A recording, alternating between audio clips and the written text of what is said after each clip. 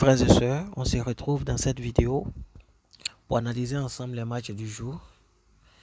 Une vidéo dans laquelle nous allons donner notre point de vue sur l'ensemble des matchs existants, que ce soit en coupe ou bien quelques matchs de championnat de premier niveau ou second niveau. Et ceux qui veulent jouer les coupons, c'est dans le groupe Telegram. Vous intégrez le groupe. Et s'il y a des coupons, je les donne dans le groupe. Je donne ces coupons-là dans le groupe Telegram. Donc, je vais aller rapidement pour ne pas que la vidéo soit longue. En commençant bien sûr par la Coupe d'Angleterre, FA Coupe. Le premier match c'est entre Stoke et Brighton. Au niveau de l'état de forme, cette année Stoke ne se retrouve pas bien. Et du coup, au niveau de l'état de forme, Brighton est plus en forme que l'équipe de Stoke. Et au niveau de l'effectif également, Brighton est largement au-dessus. Je pense que ce match-là, c'est un match qui est déjà plié, n'est-ce pas, pour Brighton, même si c'est chez Stoke à domicile et que les coupes sont compliquées. Je pense que Brighton a tous les rudiments pour s'imposer dans ce match. Il y a Leicester qui joue face à Blackburn. Leicester n'est pas trop en forme. Au niveau de l'état de forme, ils ne sont pas très en forme, mais un élément fondamental, c'est les tête à tête. Voilà, Leicester, c'est une grosse équipe et qui a beaucoup d'expérience. Et sur les 10 dernières rencontres, vous allez voir qu'il y a eu 4 victoires pour Leicester, 3 pour Blackburn et 3 matchs nuls. Cependant, il faut savoir que Leicester n'a plus rien à jouer en championnat. Donc, il faut vraiment se concentrer sur les matchs de coupe. Et je pense qu'il pourrait vraiment causer beaucoup de problèmes à cette équipe de Blackburn. Victoire de Leicester. Il y a le match entre Fulham et Leeds. Au niveau de l'état de forme, Fulham actuellement est très en forme que Leeds. Leeds cette année ne se retrouve pas, mais l'expérience va beaucoup jouer dans ce match. C'est un match qui va vraiment chauffer et un match à ne pas trop prendre avec légèreté.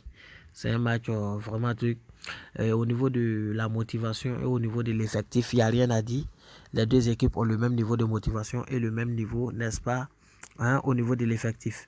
Mais Fulham cette année reste quand même un gros morceau. Vous avez regardé quand même les matchs et je pense que Fulham ne peut pas perdre ce match étant donné qu'ils sont à domicile. Victoire ou nul de Fulham. Mais je pense que les deux vont marquer. C'est pourquoi je vais sur la base de victoire ou nul de Fulham et il y a plus de 1,5 but dans le match simplement. C'est mon pronostic. Et enfin, je tombe sur le match qui oppose Bristol à Manchester City. Et comme je le disais tantôt, City va certes faire tourner son effectif, mais il faut tout de même savoir qu'à la seconde période, les joueurs costauds vont rentrer et City finira par s'imposer face à Brighton, à Bristol. Voilà, ces deux équipes déjà de première division, ils se connaissent. De la première ligue, ils se connaissent bien. Et City reste quand même très au-dessus de cette équipe. Et pour moi, ils vont s'imposer sans grande difficulté. Juste après le championnat et la coupe d'Angleterre, pardon, il y a la coupe de Belgique. Il y a Mechelen qui joue face à Zulte Waregem. Au match aller, le match s'était terminé 2-1 en faveur de Mechelen, qui est Malines en fait. Voilà, si j'ai traduit en français, c'est Malines qui avait causé d'énormes problèmes à Zulte Waregem au match aller 2-1 et demain le match se joue à domicile. Pour moi, les deux équipes vont marquer également parce que Zulte Waregem va vouloir revenir et Malines va vouloir forcément conserver, n'est-ce pas, la victoire. Pour moi, les deux finiront par trouver également le chemin des filets à l'instar de ce qui s'était passé au match aller. Et après ce match de Coupe de Belgique, on va tomber sur un autre match qui est assez intéressant. Et ça sera bien sûr en Italie, Série A. En Série A, il y a Cremonese qui joue face à Roma. Je vous rappelle simplement que Cremonese n'a pas encore gagné le moindre match en championnat cette année. Et 23 matchs sans succès. Et Roma cherche à prendre, n'est-ce pas, des points pour encore espérer, n'est-ce pas, une place européenne l'année prochaine, notamment même ce qui est visé par la Roma, c'est la Ligue des Champions. En cas de victoire, ils seront classés à la 3e place encore de nouveau, en attendant les éventuels 4e ou 5e place, pardon, 2e place même, en attendant les éventuels matchs à venir. Parce qu'ils n'ont encaissé que 39 et marqué déjà 30 en cas de victoire. Voilà, ils seront bien placés que Inter. et ça sera mieux pour eux. José Mourinho, il est bien, il ne s'amuse pas. Cette année, ça commence à aller chez Rome et Rome est en train de revenir à la charge au niveau de l'Italie. Je pense que face à une équipe de Cremonese qui n'a pas encore gagné le moindre match, ils ont la capacité de prendre le dessus et s'imposer, pourquoi pas, pour reprendre cette deuxième place. Juventus Torino, comme on le dit à Abidjan, les Ivoiriens le disent souvent, même quand c'est mort, ça pisse. Juventus, au niveau de la motivation, n'est pas motivé que cette équipe de Torino.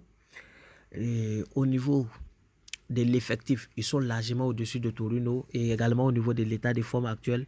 Vous allez voir que ça, si vous voulez bien, on regarde ici l'état de forme, vous allez voir que c'est la troisième équipe la plus en forme du championnat actuellement. Et à domicile, ils font vraiment de bons résultats. Alors que quand vous regardez Torino à l'extérieur, vous allez constater que Torino à l'extérieur ne fait pratiquement pas de bons résultats sur les 5 dernières sorties. C'est pourquoi je pense que Juventus a tous les rudiments également pour s'imposer dans ce match. Je rappelle que ce qui fait que Juventus est aujourd'hui classé à la 8e place, c'est qu'on leur a retranché 15 points. Quand vous mettez 15 points sur le total des points, ils vont se classer directement actuellement à la 2e place. Ils allaient être à la 2e place. Mais pour une erreur, ils ont perdu 15 points. Et ils étaient même à la 16e place. Ils sont en train de remonter. Et je pense qu'ils vont tout faire pour au moins une place européenne. Et c'est possible parce qu'il reste encore plus de 15 journées. C'est très possible. Et je pense que Juventus doit s'imposer face à Torino et se détacher pour se rapprocher davantage de ces zones-là. Victoire de Juventus. Après le championnat italien, je rappelle que je suis en train de donner mon point de vue sur l'ensemble des matchs.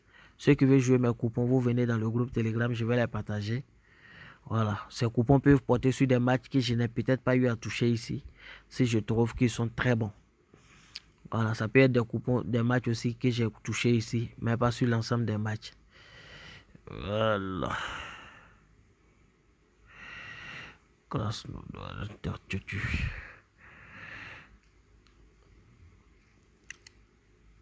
Gaziantep a signé forfait face à Sivasspor, c'est déjà bon.